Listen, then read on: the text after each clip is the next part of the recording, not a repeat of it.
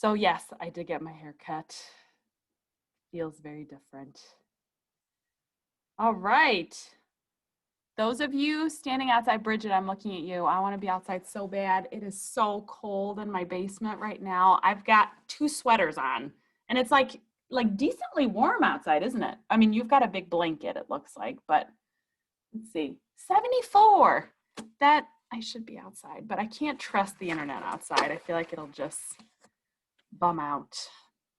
All right. Anybody on campus experience that water main break? What was that like? Is that a problem for anyone? No. Okay. I got the text messages, and of course my visual was this like geysering, like water world state. I don't think it was nearly that bad. I mean, I didn't have to deal with that this year because I moved back home, but I remember my freshman year, I was living at Regina, and then we had gotten like an email that someone on Regina East had flushed an article of clothing down the toilet, and like it flooded the basement in Regina and everything. Oh my goodness. Flooded the east side. The east side of Regina had their water shut off. It was crazy. Then I'm over here at Regina West, like, it's not affecting me. Not a problem. All right. Well, we've got a busy night again ahead of us, so let's get going. So Bridget, you're right there. Oh, did we literally just lose Bridget? I thought she was right there. I'm looking through the names again. She must have just dropped out. Elise. There you are. Morgan. Here. Thank you. Haley. Here. Samantha. Here. Here. Sorry, you guys. It's like all the boxes I'm trying to look through. Okay, and Bridget, we got you back. I was like, Bridget's right there. Nope, gone. You're back. Sorry, I lost audio. No, it's no problem. So Grace Joseph is not here. Tarshana, right there. Hello. Claire is not going to be here today. Elmar is not going to be here. Leah. There you are. Thank you. Other Haley Potter. I'm here. Oh, right there. Thank you. Izzy, right there. Thanks, Izzy. Miranda. Okay, I need to figure out what's going on with Miranda. Daniel. Daniel's right there. Hey. Jasmine. Here. And Grace Sweet, right there. Hello. Okay, so first I need to check in about groups. We established the 4th group last class, and I want to check in because I did not get an email confirming topics. So it could just be that I missed the email. I will totally take that on as a possibility. But it looks like Claire, Daniel, Elmar, and Miranda were in that group. Daniel, you're the only one of those present tonight. Oh, that's cool. Is there a topic that you guys have selected? Yeah, I thought it was the one that Claire already posted on okay. On the announcements or the on the forum. Yeah. Okay. So I am not sure that she knows that because she responded. She said no one had gotten back to her, so she wasn't sure what the scoop was. I emailed her. Okay, maybe she didn't mean you. Maybe it was the other 2 in the group. Could you do me a favor, Daniel? Can you start an email chain between yourself, Claire, and I can write their names down if it would be helpful, or do you feel like you can? Okay. Claire. Do that in a chat. So Claire, Elmar. Okay. Okay, perfect. So shoot them an email, and then yeah, you guys need to make sure. I want to make sure no one's falling behind because we're going to start talking about. We've talked about the literature review a little bit in terms of the creating of it. And then we're going to talk today about survey structure because it's like full steam ahead. So, Okay. okay, speaking of, there's been a lot of confusion because the syllabus and Course Connect, it's like they're each living in their own world, and that's not helpful to you guys. So, two things about that. One, Course Connect is not very friendly to me. I'm going to reframe that. I have not mastered the inner beauty that is Course Connect and all it has to offer, and I've instead stood on the sideline shaking my fist at it. So know that whenever something is due, if there's any sort of discrepancy in due date, it is always going to favor you. Meaning, if you're like, oh, I had no idea this was due today because this thing said it was next week, you turn it in next week, totally fine. I am not going to be the kind of prof who's like, 3 seconds late, so sorry, 15% down. Like, I have no interest in doing that, especially because this is not working and I can't seem to edit the due dates for that. It's like locked in. I don't really know how that happened. I also now have 2 lecture 6s for this week. All the things, you guys. How do we have that? I don't know. Quick question about like the whole Course Connect thing. So Yes. does that refer to the article critique number 2 that I thought you said last week it was due for today, but then when I went to go check on Course Connect, it said it's due next week. Next week. Yeah. Okay. So whatever you did with that, if you submitted it already, emailed it to me, you are A-okay. If you're like, I was fully going under the assumption it was next week, because of course you guys can't see what I'm seeing, but it looks like, and I think what ended up happening, you guys, is it kept the dates, but from last year. So what was September 24 last week was actually our Wednesday. You know what I mean? Like it all got switched over because of the dates. So it looks like right now you need to submit Article 2 starting on the 24th, which would be tomorrow. That is fine. If you submitted then, that is A-okay. I did add the article. I don't know where the article went. It was previously right there on that September 23rd page. It's added. I think it's on the previous, I think it's on last week's post. The article, the actual PDF. Yeah. Yeah. Yeah, it is. Yeah, but I don't know why it wasn't there earlier. I had to add it in again. And in the past, it's been there for every week that it's due. So again, there are magicians on the backdrop. This is going to be, again, what was the key word for the semester? A semester of grace. And it goes both ways. It's a two-way street. So if you've not submitted your article critique, it is A-okay. You can submit it next week. It is not a big deal. We are going to go. Wait. Yes, Grace. I emailed mine to you. Yes. Okay. If you emailed yours to me, that is totally fine. There is actually a spot where you can upload it. I know, I saw that, but then it wasn't like it said until this date. So then I'll. Yeah. I, It like, said we emailed it to couldn't you submit yesterday. it. Why does it do that? Yeah, so I just emailed it to you as well. Yeah, if you guys emailed it to me, that is totally fine. And I'm noticing, Miranda, you are here now. Can you hear me, Miranda? Yeah, I can hear you. Okay, hi. Can you and Daniel, you guys can chat to each other, right? On this? Like the rest of us don't see it. So you can just select a person. Chat together to make sure you're on the same page about the group topic. I want to make sure that you guys are on the same page as the last group.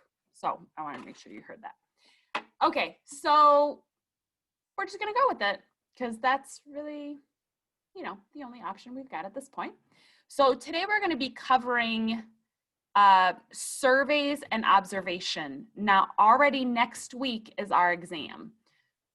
It comes by fast and rolling. So the exam is going to be a combination of multiple choice and short answer. And it's going to cover the material that we have discussed up until the end of tonight. So what is the exam going to look like? It's going to be based on what we discussed in the lectures, based on the videos we watched. And it is important to me to help you guys become really, really good critical thinkers. And so the short answers are going to be about that. I am not huge on rote memorization. That's not speaking what I find important in academia. Having said that, we spent quite a bit of time talking about the different types of reliability, validity. You guys remember that in our lectures? You should know what those are, and you should understand what they are, right? I don't need a perfect definition, but if I say, give me an example of construct validity compared to statistical validity, what does that look like? For you guys to be able to come up with some explanation for that and reasoning. So again, the goal of the class is to get you guys to grasp those concepts of research methodology so that you could explain it to a younger sibling, to your grandma, so that it would make sense. If they never heard about it, that they would be able to do that. So watch the lectures again if you need to, take a peek at your textbook. All the information is going to be there for you. Questions about that, the exam as a whole? Yes, Tarshana. Is it time? It is going to be the duration of our class period. So yes. Having said that, last year when I gave this exam, we had lecture after. So, you know, it was not long, all to say. It was like, maybe it took some students 45 minutes at most. This year, there is not going to be a lecture after because we're doing really more of an asynchronous, and then we also have people that are abroad, people that are out ill. We're not going to do that. It's just going to be the exam. So the way we're going to do it, and I'm going to send you guys an email about that, we're going to all come together during the Zoom, just like normal, 6 o'clock tomorrow night, or next week, not tomorrow, next week. And then Leah's like, what? Tomorrow? And I've got plans tomorrow night. Anyway, so we're going to come together just like we did right now. I'm going to give you guys brief instructions, and then I'm going to release you guys to go over and do whatever you need to. I will make sure my cell phone number is even on the exam so that if you have a question about it, because the Zoom will be closed, I'm not going to be watching all of you guys taking your test. That seems awkward and uncomfortable. So just text me if you have a question like, hey, I don't understand what you mean on question 3. Do you mean this or that? The same way that I would answer questions if we were all sitting in a classroom, I'll provide the same kind of guidance next week, just one-on-one. It'll be just, no, we've not had quizzes in this class. That's the other class. It'll just be, the exam will be there. You'll be able to open it and then download that. It'll be a Word doc, and then you can fill in the answers. So if you need to pick a multiple choice, whatever your response is, make it so I know what it is. So if you're like, oh, I really work better by highlighting, and you want to use the highlight function to be like, it's question, you know, answer C is the right one, totally fine. If you want to do a circle, whatever method you want, I just need to make sure that I know what you're telling me. And then make sure when you save your paper that your name is on it. Okay, questions about the exam? Okay. I have a question about the article critique. Yes.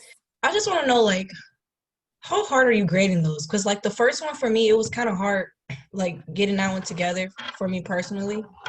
Like, it was hard, like, trying to gather the information for the first article critique.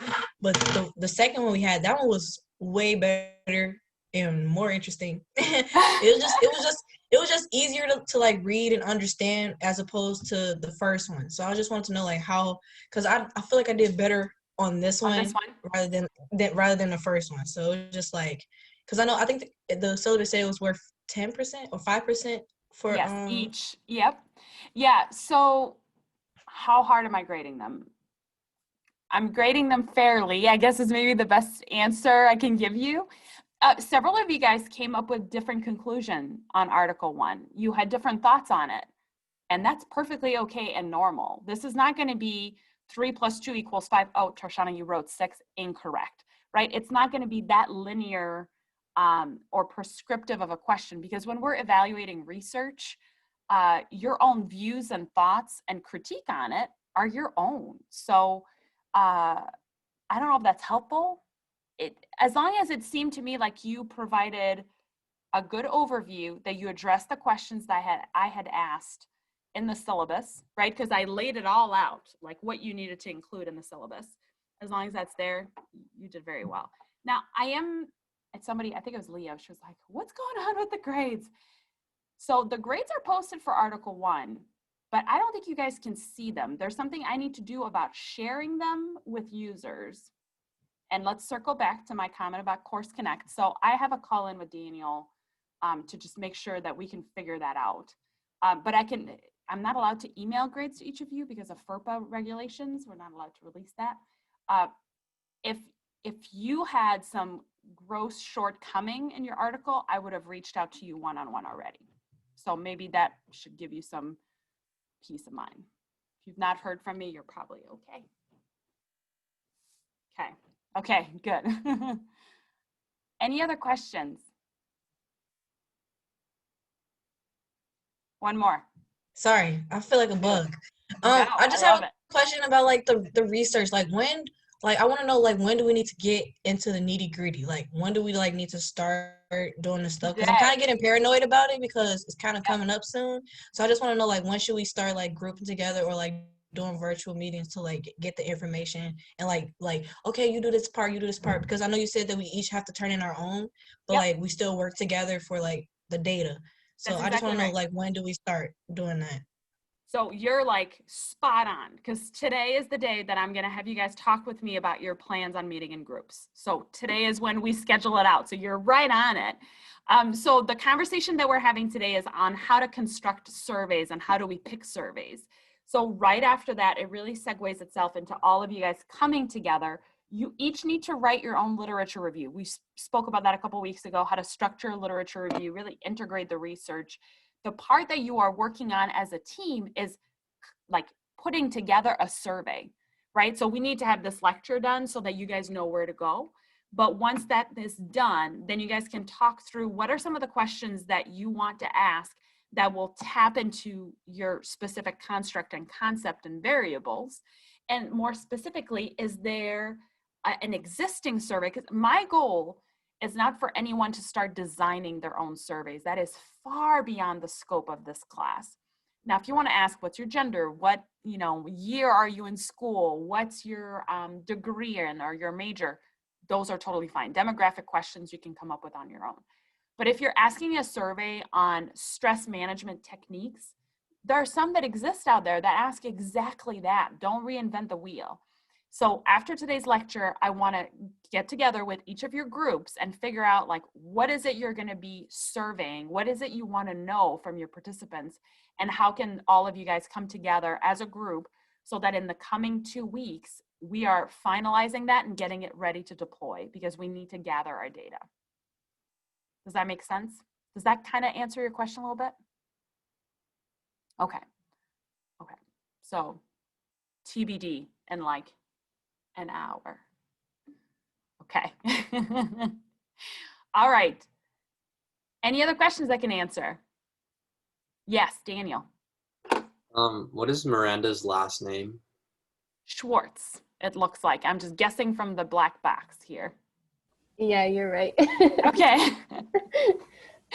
You guys, I had a dissertation review with one of my students right before he did his full defense. Like we did a little powwow right before he did his defense in front of the entire committee.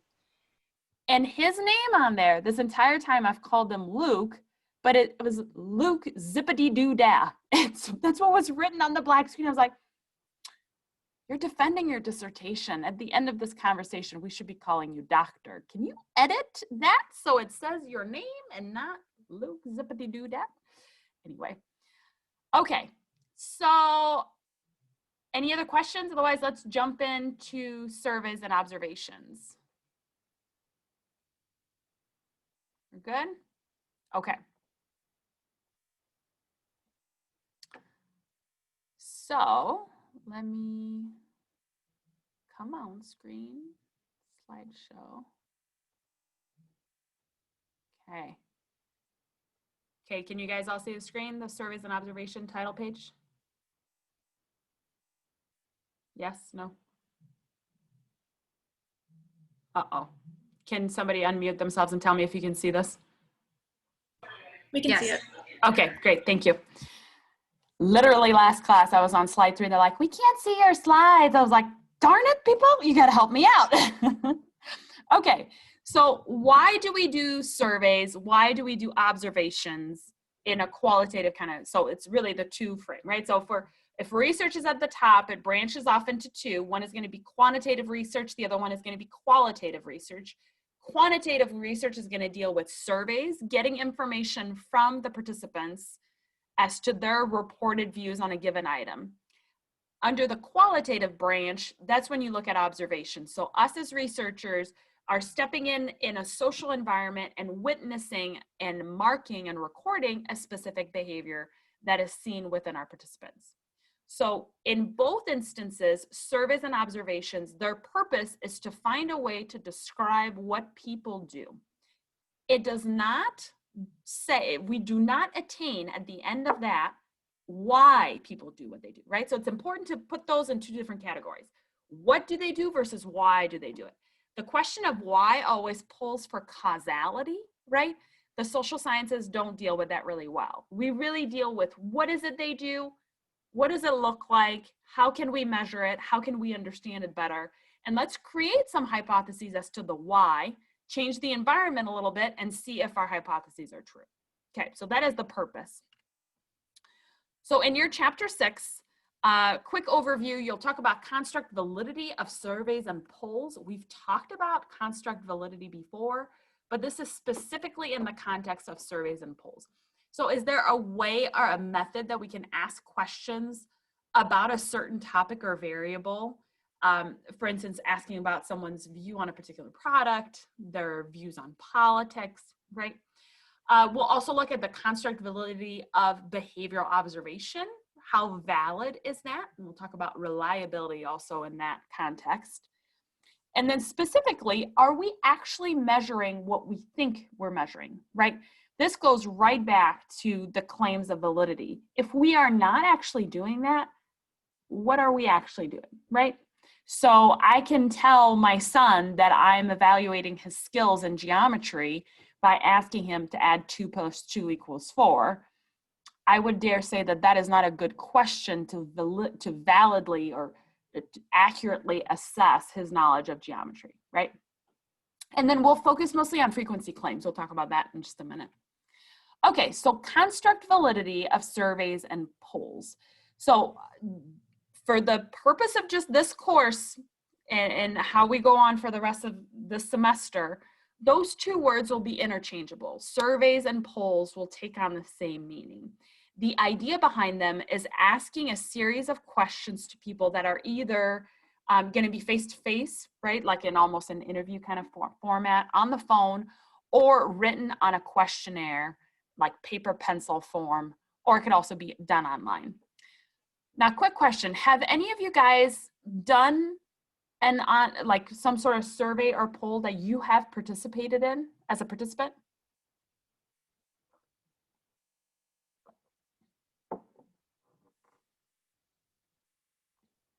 It looks like no. Okay, I'm 100% sure that all of you guys have done this before.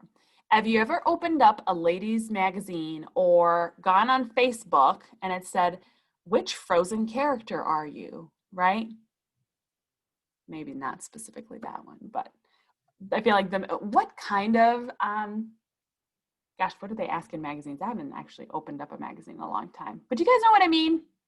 Like, what kind of lover are you? Are you somebody who likes romantic walks on the beach or hiking and canoeing or watching a movie, right? Okay, so can everyone agree they've taken some sort of poll or survey before? Okay, what did you notice from the perspective of you taking it? Did you get to the end and go, oh, I had no idea this is who I was? No, I feel like with some polls, they're definitely the way, like, okay, my coworkers and I all took a what Muppet character are you poll. Love it. Thank quiz you. kind of thing. Yes. And like certain questions you could tell lined up with a certain character and everything. Yes. So, okay, say more about that. So certain questions lined up, which led you to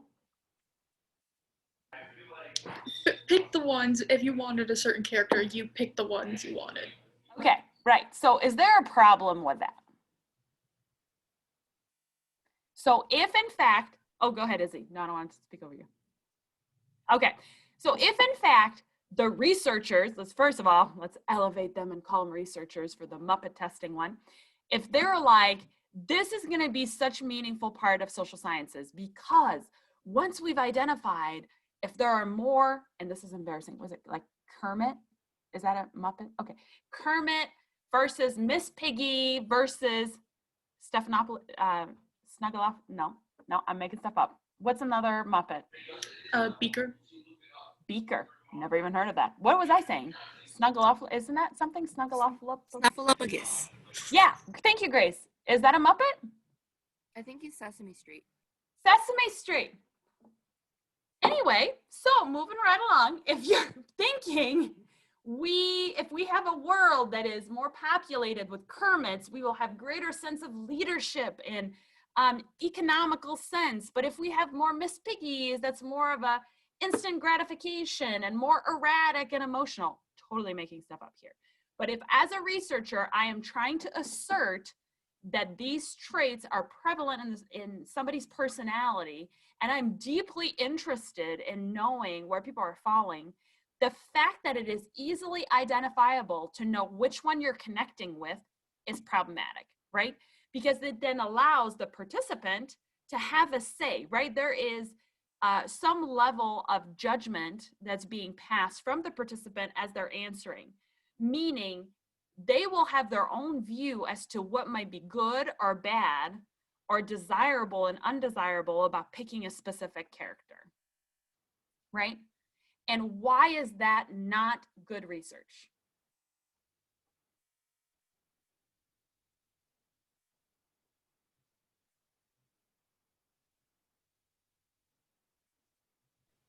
Would that be called like being biased? Yeah, so the research is no longer valid, right? Because there is participant bias. There is, it's not that the researcher is taking the information and twisting it somehow. They're not creating the bias, but it's coming from the participant as to what they view as desirable, undesirable. So it is poor validity or high face validity. That's another term that's used often. When you deal with polls and surveys, the risk of face validity is very, very high, meaning the participant knows exactly what you're asking. And depending on what you're asking, that will impact their response. They are not necessarily going to be truthful about what they say because of their perceived judgment on the other end. There's a personality test called the Milan Clinical Multiphasic Inventory, MCMI. One of the validity questions is, I have brushed my teeth every day of my life. True, false? Okay. Now, every time I bring up this example, there's always students who are like, I have brushed my teeth every single day of my life. I have never skipped a day, right? Obviously, that's the popular or desirable response that we all agree having good dental hygiene, it's a good idea, you should do it. And no one's like, oh, me, I skip it twice a week. You know, no one's gonna admit that. That's not a desirable trait. So if I am writing that and I'm saying, yes, I have brushed my teeth every single day of my life, that is actually a validity question. There's a separate sub-factor or factor score of the MCMI that measures desirability. And the individual who writes yes has now majorly increased their score on the desirability index, which means whatever else you see later on in the personality assessment, you need to take with kind of a little asterisk or grain of salt, because they've told you, I'm afraid you're going to judge me and I may be faking good because I want you to think well of me. So when you ask me later on if I ever drink, I'm more likely to say no. If you ask me, do I ever speed in my car or text and drive, I'm more likely to say no, right? Those all would go together. Okay. I feel like I already made a really steep right turn here, but surveys and polls. So I think we can all agree every one of us has participated in some survey or poll. some of them are meant to be very face valid, right? Around the elections, what do they ask you? What are the polls they ask?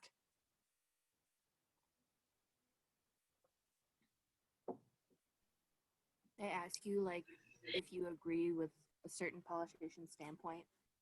Okay, or they may be even more direct than that. They might say, who do you vote for? Right? And here's your choice. Like, which one are you going to vote for? So in that sense, being face valid, that's totally appropriate. Okay, so I'm not saying it's always wrong, but if your premise is that you're going to be measuring some sort of latent factor that's deep rooted in somebody's personality, and the questions are very clear as to what you're asking, and there's the potential for a participant to want to respond in a desirable versus non-desirable way, you got to be careful with it. So one of the pitfalls of it. It's also very important to choose the question format appropriately to the question, okay? So if I ask the question, who do you want to vote for, or who do you plan on voting on November, whatever date it is this year, and you keep it open-ended, are you going to get some interesting responses? Which sometimes I feel like that could be valuable too. They're like, oh, 10% of voters picked somebody that's not even in the race. That is how, disconnected from reality that they are, right? Or you can make it forced choice, meaning you only have the two options. That's a forced choice response, one or the other. Yes, no, true, false, this candidate, that candidate, right? There's not a whole lot of variability. It's just one of these two. It is important to encourage really accurate responses. And the way we do that, well, let me throw it back to the class. How would you make sure that you are allowing participants to know that getting an accurate response is better than a desirable response, for instance?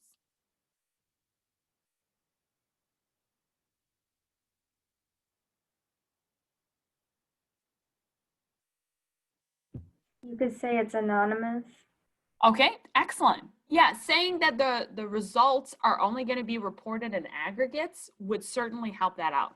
Like, hey, I'm not going to go back to you or report like, Jasmine here said she was totally a Kermit. What do we think about that, right? Like, no, we're not doing that. So confidentiality is helpful. Reporting as aggregates is helpful. What if at the beginning in the instruction, in the framing, I said something like, there's no right or wrong answer. Please just be as accurate as possible, right? So something like that. Because oftentimes there is this sense with cognitive testing and other types of testing, there is very much a right or wrong, right? Like you could get something very inaccurate.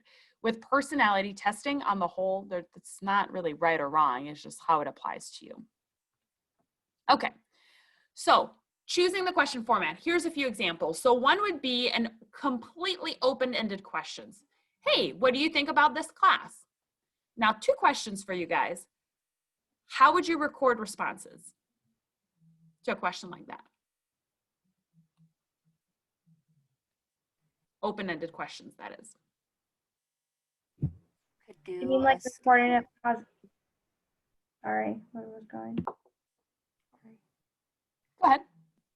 You could do a scale of like 1 to 9, 1 being like the class a lot, and 9 being very dislike the class. Okay, so that would be what I would say would be more of a Likert scale question, right? So an open-ended question, if you literally ask somebody, what do you think of this class? They would need to respond with their own narrative, right? That's what an open-ended question is. The same thing, an open-ended question on an exam would be, why is it important to have strong validity on a testing instrument? It requires you to provide a narrative, some sort of a response, right? So as a researcher now, think, how are you recording a narrative? Easy, hard? What do we think? I'd say it'd be harder, but I mean, for that question, you could probably add up if they were positive or negative. Okay, oh, so you included two things in there. So you recognize that recording it would probably be pretty hard, right? Because if I'm having an interview with somebody and I'm asking them that, as I tend to speak very quickly, most people speak quickly, at least faster than you can record writing down, right? So you would need to have some sort of adjunctive recording mechanism, like audio taping, videotaping, having them write it all down themselves, think it through, which then is going to take a lot longer. So recording is definitely a lot harder. But Jasmine, you've already hit on something else. The second piece is, how do you make meaning of what somebody says in a narrative? So you hinted at coding, like positive or negative, which is how you have to do it. So in qualitative research, you have to go through and code to make sense of what is being reported back to you. It is very challenging. In fact, when I work with my doctoral students who are doing a qualitative project, I usually right away recommend that they use a recording software and a qualitative researching tool that will code responses. So computers are really good at highlighting patterns, so they'll find keywords that keep popping up for people's responses. They'll categorize them as to these are the most common ones and here's where they fall. So that can be really helpful. Otherwise, you are knee deep in data and not knowing how to make sense of it. So what would be a situation where asking an open-ended question would be preferable to a forced choice or a Likert scale? If you're recording people's experiences. Okay. So something that's maybe more rich than just a yes, no, or whether they like something, but that's more just broad about their experience. Okay. Anything else?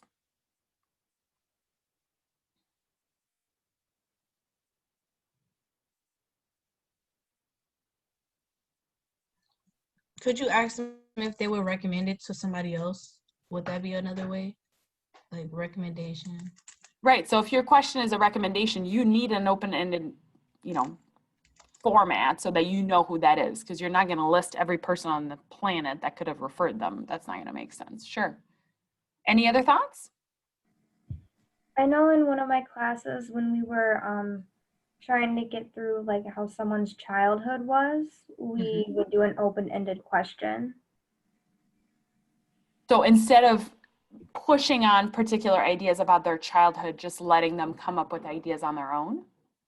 Yes, and then it would allow you to know what they highlighted as important in their childhood instead of you saying like I can't think of an example, but yeah, basically like just pushing like an idea, like saying, oh, did you graduate? And that would say that graduation is important, but you didn't ask that.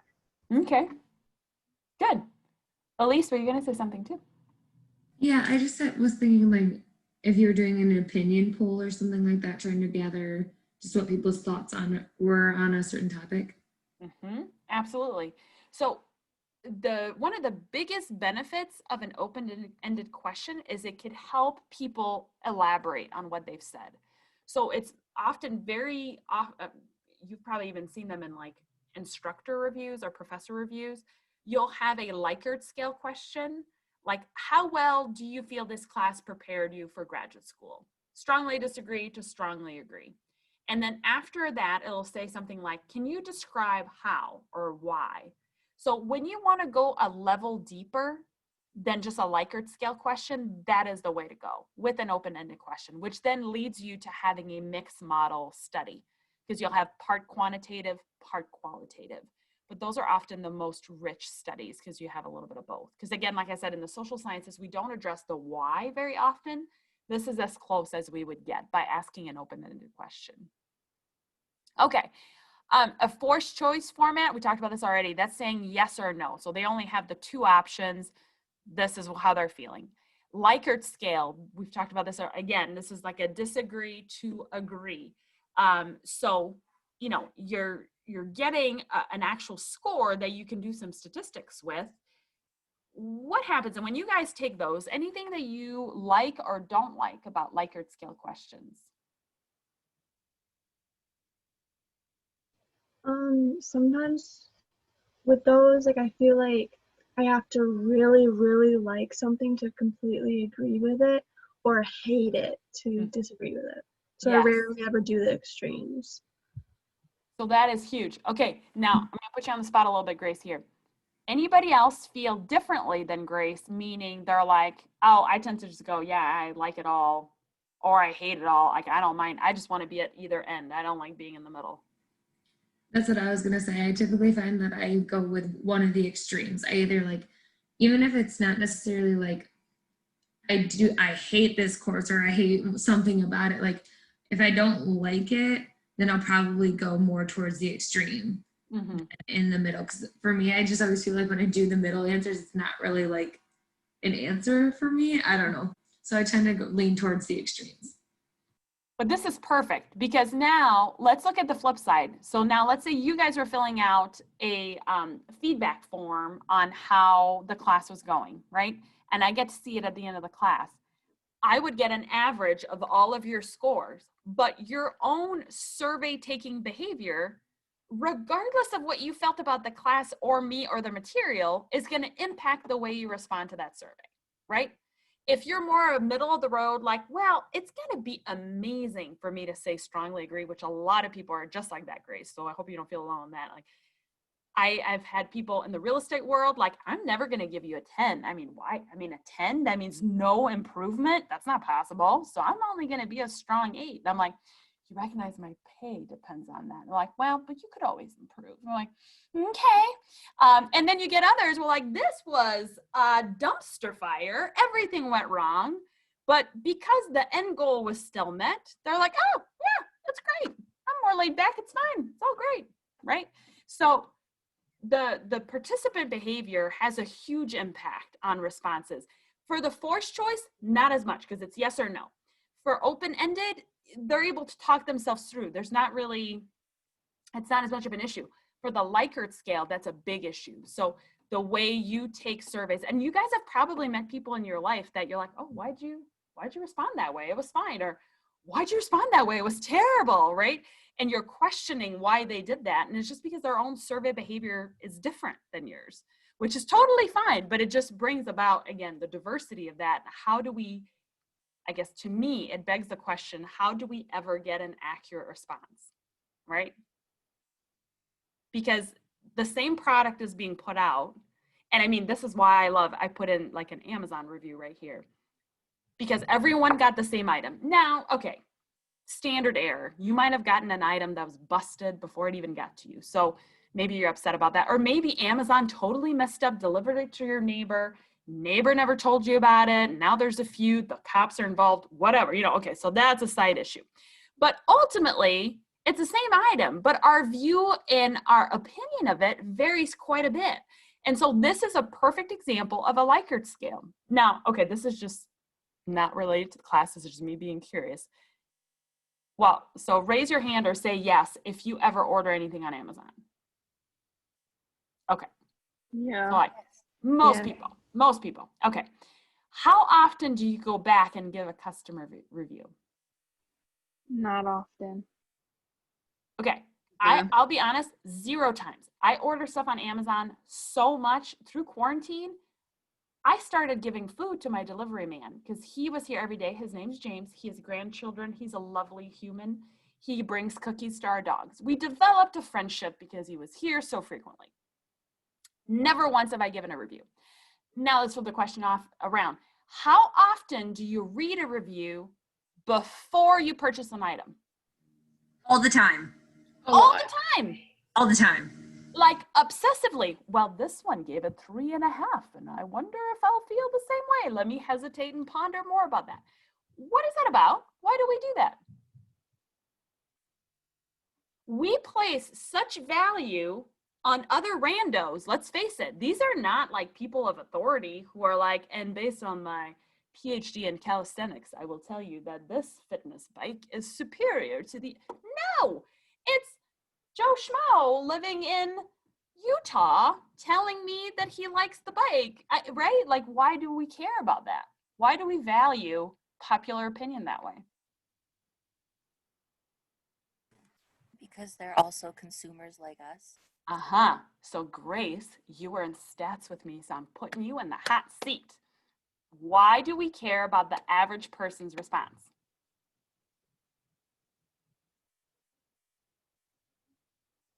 Because they're probably the mean. They're probably the mean. Which means, didn't mean to pun it there, but what does that mean about me then?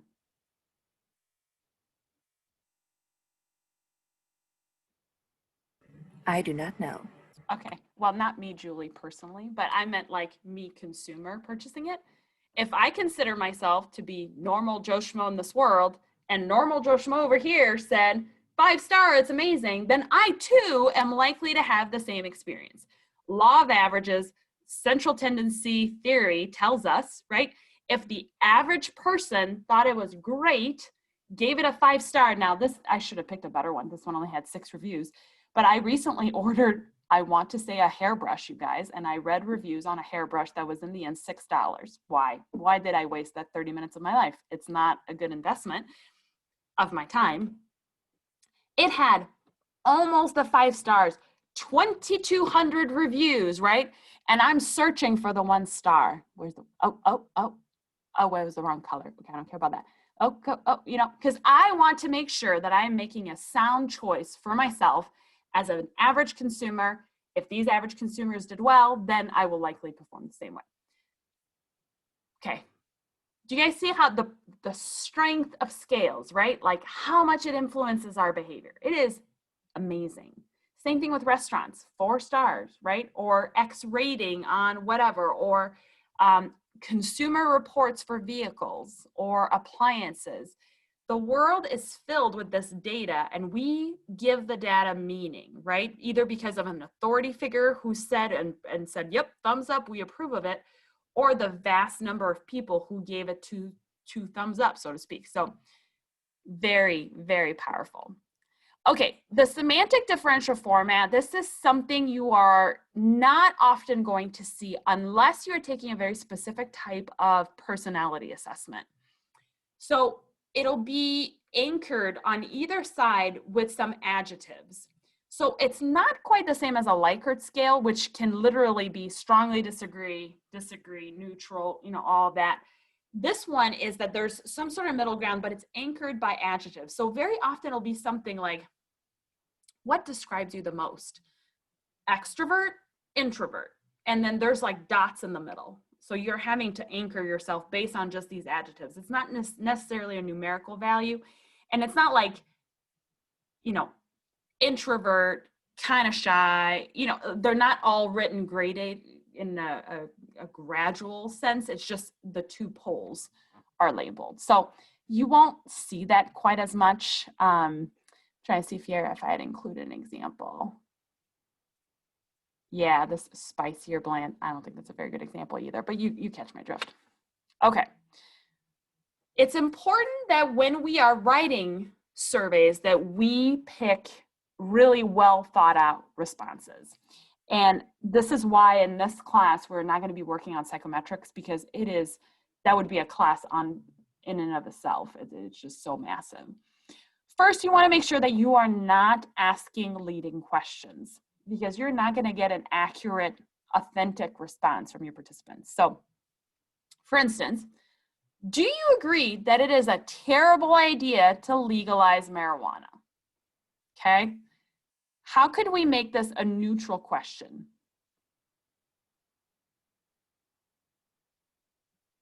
Meaning devoid of any opinion or leading the participant in any one direction.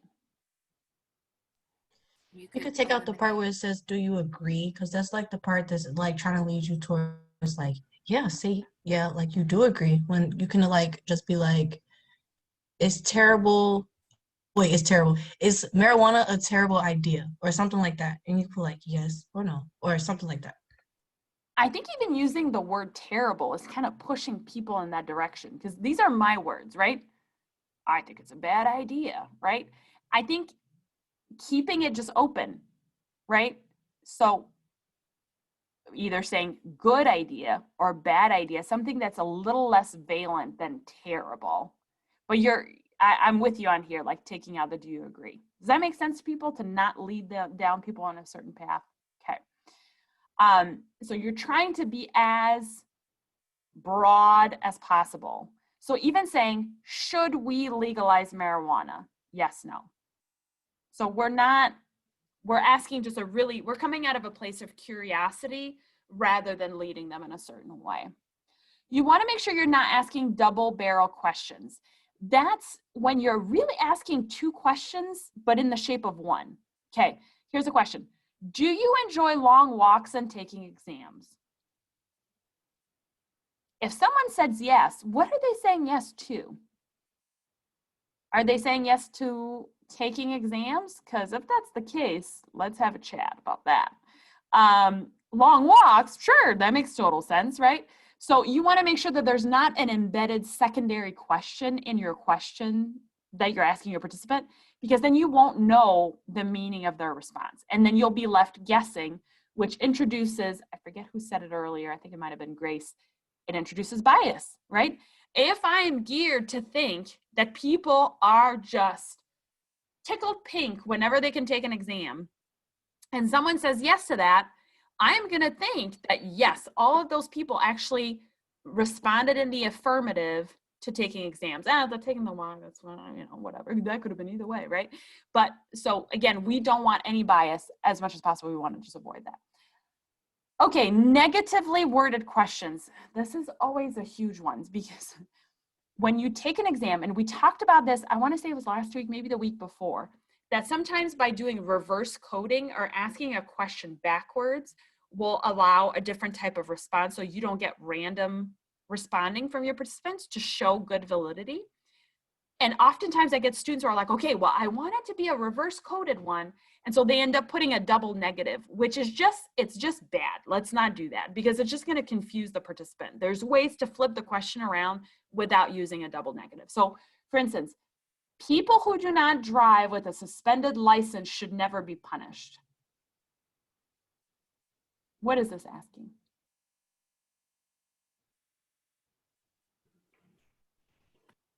It's essentially saying that people who drive with a valid license shouldn't be punished, right? Am I reading that? Even I feel like I need to pause and rethink that question, right? Very confusing. Abortion should never be restricted. So you've got never and should right next to each other. That's should you never be restricted? Yes, no. So if you're saying yes, what are you saying? That it should be? You know what I mean? Like it's not clear. And then the way you're ordering your questions is very important too. If you're asking questions about, this is always a good one. Okay, let me ask you about how often you go to church, how much you believe in God, and the tenets that your family has taught you in terms of moral Christian behavior, whether you have abided by those rules and live a Christian life. And now let me ask you some questions about maybe an illegal behavior or promiscuity or drugs, right? The order of those questions, do you think that may have an impact? In what way would it have an impact?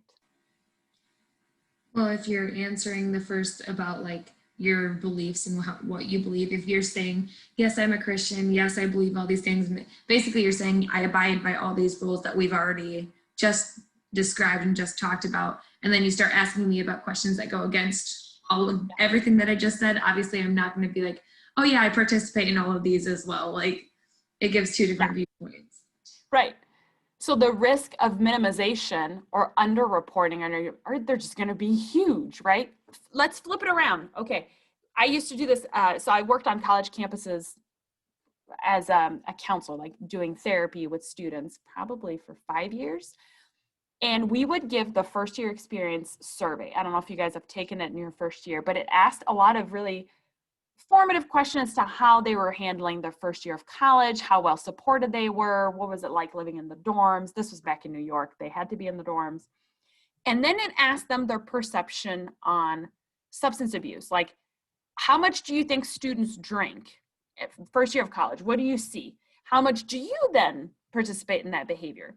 And what we saw year and year after, it was that people responded that they did not, like they didn't really engage in any sort of drinking behavior. But their belief was that everybody else was, and they were drinking a ton, like partying every weekend. And in fact, the same was true if we talked about social like connectedness. They talked about everyone having so many friends and partying it up, and they felt maybe like they had a smaller group of people. So again, perceptions play a big role. Now, if as a college we had asked, like, do the popular kids have friends? Do the popular kids, you know, party? And we had somehow framed it that that was a good thing, we might skew our data later on, because that's priming them to think, oh, well, maybe I want to be part of that group. And so we just need to be really careful when we ask these questions, is kind of just the bottom line. The link to my video is not here. What is going on? Is it down here? It's not down here. I had something funny about it. After the break, I'll share it with you guys. We'll come back to it. Okay, encouraging accurate responses. Again, that's the name of the game. We want accuracy. So we know that people are able to respond accurately and truthfully when we ask about demographic questions, their age group, marital status, the year they're in for their college, what particular program they're in. People tend to be fairly honest about that. But we also know that people are, I don't want to use the word lazy, but sometimes, and I don't know if any of you guys would relate to that, if we're like, oh, it's time for a survey, you're not like, oh, great, let me sharpen my pencil. Oftentimes it's like, oh, why? And I know I have been there myself. So on the other side, I used to work with faculty members now to work on institutional effectiveness, to get them to really make sure that we're teaching our students what we say we're teaching them. And I would make sure all students completed surveys, students hated it. Then I would give my faculty surveys, faculty hated it. Then I would give all the stats data to the president and the board, and they hated it. All around, it was a really rough couple of years. People did not really so much appreciate all the work. So people use shortcuts is the bottom line, right? Like, taking surveys is usually not people's favorite thing to do. They want it to be over with quickly. So you need to make sure that you are catching that. So you have to go into the mindset that people are going to want to take a shortcut and not respond accurately. They're just going to want to do it quickly. So you got to kind of beat them to that game ahead of time. So what do we notice here on this survey?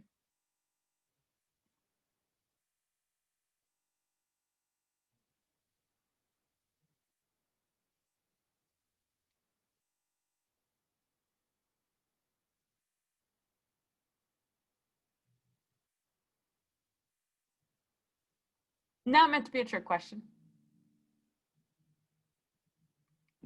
They marked all the same answers. They marked all the same answers, yes. And then if you go back, you're like, okay, well, that could be a couple things. If they marked all the same answers, maybe they're just randomly responding. But if you go back to the questions are asking almost the same thing. In most ways, my life is close to my ideal. The conditions of my life are excellent. I am satisfied with my life. So far, I have gotten the important things I want in life. If I could live my life over, I would change almost nothing. Like, those are all really similar questions. Now, if this was the entire survey, that would be a problem. But these are questions here that fall within one particular subscale of the survey.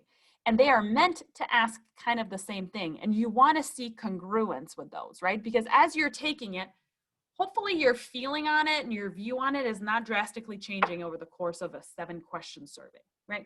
You should be feeling about the same. So a couple things you can do. You can, if you have a very long survey, you can do this and just intersperse them throughout. If you have a much shorter survey, you can do reverse wording. So you can make sure to have some that are going to be opposite. You want to make sure that there are some that are going to be more yay saying, others are going to be nay saying, that you have kind of a combination of the two, so that you get actual meaning from it, right? Because otherwise it's all going to be the same. So yeah, this is the equivalent, the yay saying. The other comparison I give for it is, if you guys are ever taking a multiple choice exam and you're like, oh man, I've got no clue what the answer to this question is. A through D. Now think in your head, who cares what's written as the option, but what letter are you most likely to write? Just think about it. And then let's say it. C. C.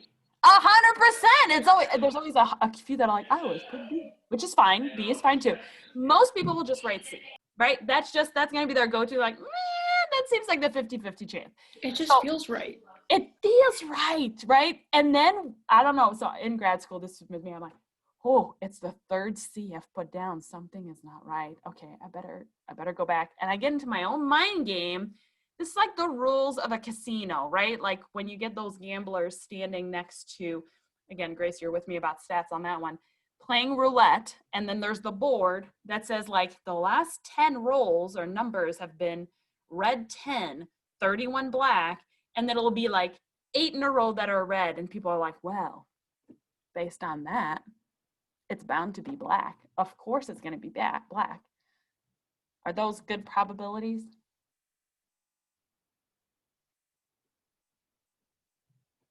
You guys If you have all want to know taken- something evil, one of my old teachers in middle school had every single answer for a multiple choice quiz be C, just to see if like people would actually do all of them as C, or if they'd be like, no, I've done it too many times, and jump around. Kind of genius. And I bet you like, I hope that teacher is like keeping that data as just a social observation, as our, our own overthinking. Yeah. He just wanted to mess with us. He was our environmental studies teacher. Oh, not even social sciences of any kind. That's bad. Were you going to say something too, Samantha? Rude. Rude. Well, so, okay, let's go back to the roulette example. Every single time that ball is spun, that is an independent event, right? It could be red or it could be black. And frankly, it could also be green, which is like the one, there's some 0, 00, whatever it is. So whatever has happened in the past, you might as well just erase. That has no impact. On a test, if it's truly a randomized test, the responses you're putting are random, right? Like one that should not impact the next, but we get in our own heads about that and we're like, this doesn't look right, doesn't feel right, let's switch it.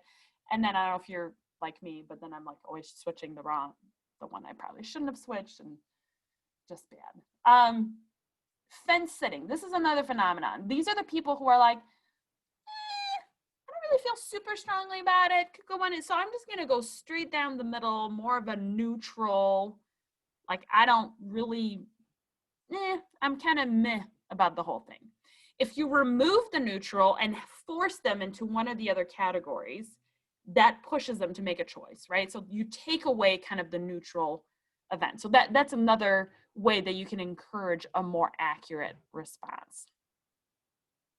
Okay, faking and self-reporting. So let's just be real here. We all do this. We all want to be our best selves and say that whatever is cool nowadays, I don't know, is kombucha, whatever that word is, still cool, drink it all the time, doing Pilates, gluten-free, whatever the thing is, right? There are things in our environment that we psychologically, or maybe in our hearts, we're like, I really wish I did that. I don't, but I'm gonna say I do because it makes me feel better about me being a human. That is gonna show up in surveys, one way or the other. People want to respond in a way that is socially desirable. They want to minimize the risk of being judged or thought of as a bad person. So that's one way that you can try to look good.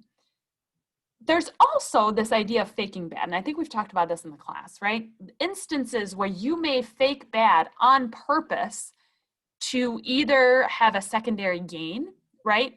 So if you are thinking, if I respond really poorly, they're going to kick me out of this program, which I didn't want to be part of and I'm being forced to be in, or let's take it to the extreme, I have committed this heinous crime, but I really don't want to go to prison, so I'm going to pretend I have a mental health issue. So I'm going to fake bad, like I'm having hallucinations and delusions, all the things, so that I'm more likely to get a reduced sentence or be sent to a mental state hospital rather than a prison.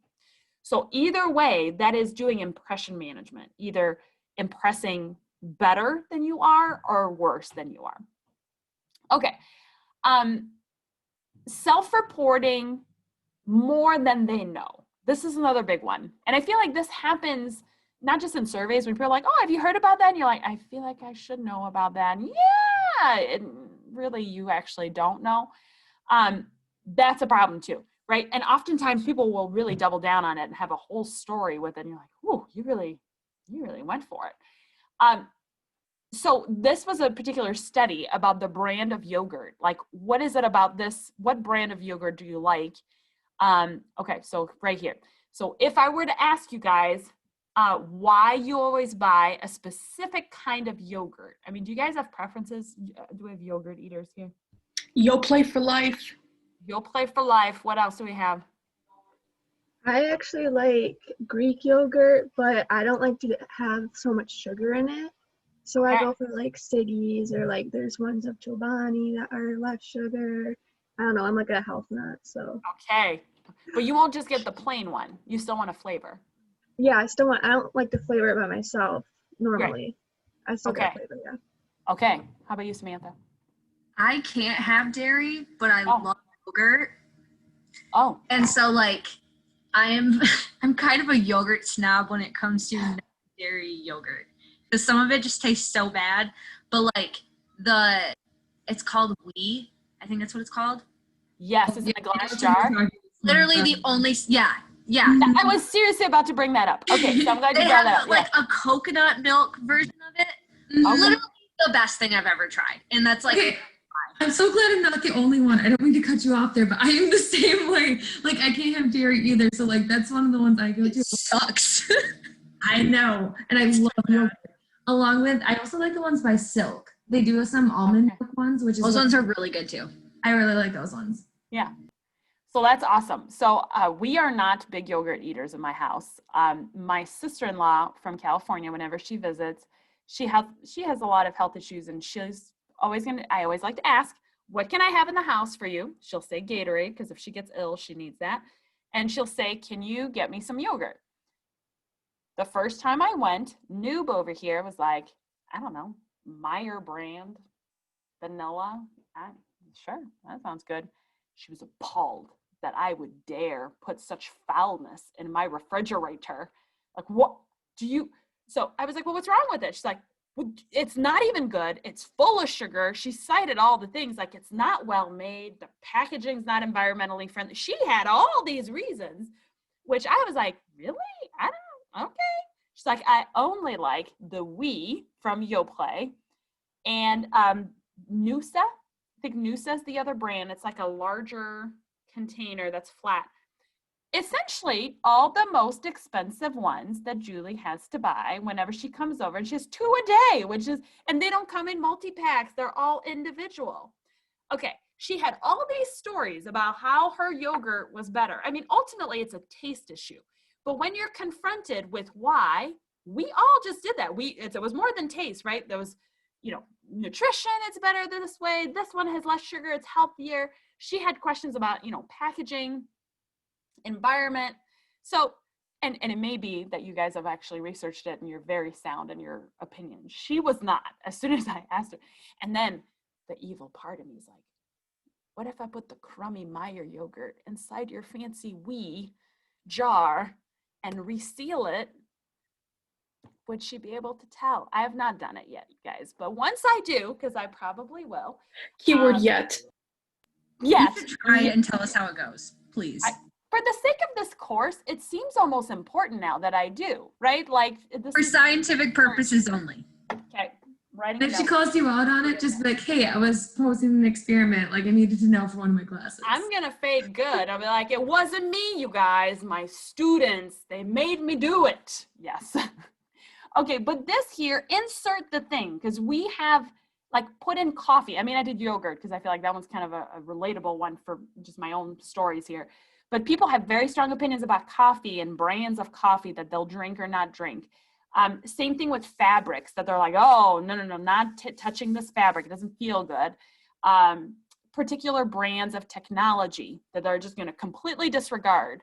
And oftentimes they'll cite all these reasons, but when you get down to it, you're like, do you know, or are you just making stuff up, right? Because it could go either way, right? Okay. The whole problem also when we're doing surveys or asking people to respond accurately is the fact that we have to recognize before we even get to like, are they faking bad or not? Beyond that, like at a higher level, the concept of our crystallization of memories as humans is kind of faulty, right? our confidence in our own memories, especially in early childhood, probably should be lower than it actually is.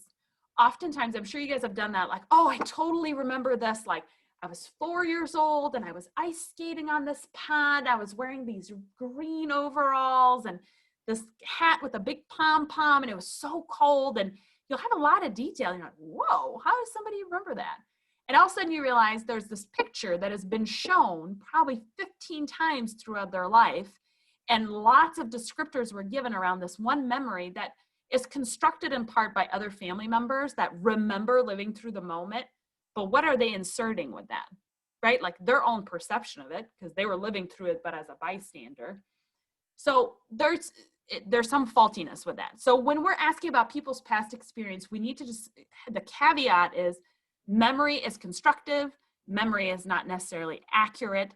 You are going to have some errors in what you remember. Okay. Let's see. Memories about, this is kind of what I just talked about. Yeah. I just wanted to add something with like memories. Yeah. I personally have like the issue with, for some reason, I have like very vivid dreams. So then I will bring up something to like someone and I'll be like, yeah, like this happened. Don't you remember? And they're like, no, that did not happen. And I'm like, maybe it was a dream. Like that happened a lot. Yeah. It's really Well, and especially as a child, like deciphering between reality and dream state, that's a hard concept. Or as an adult, having a dream about something and you're either having an argument with someone or a disagreement, and then you see them the next day and you almost have these lingering negative feelings. It wasn't real, but you know that they would get to you if they did that. You know, like if this had been real life, they probably would have done that. Okay. Let's take a peek. What time is it in the world? It's 7:16 already. Why don't we take a short break to 7:30 just so we have some good stamina heading into the rest of the class. I'll put up that video as well, and we'll go from there. Does that work for everyone if we come back in? What did I say, 7:30? 7:30. Is that good? Okay, all right. I will see you all in about 14 minutes. Okay, see you in a bit.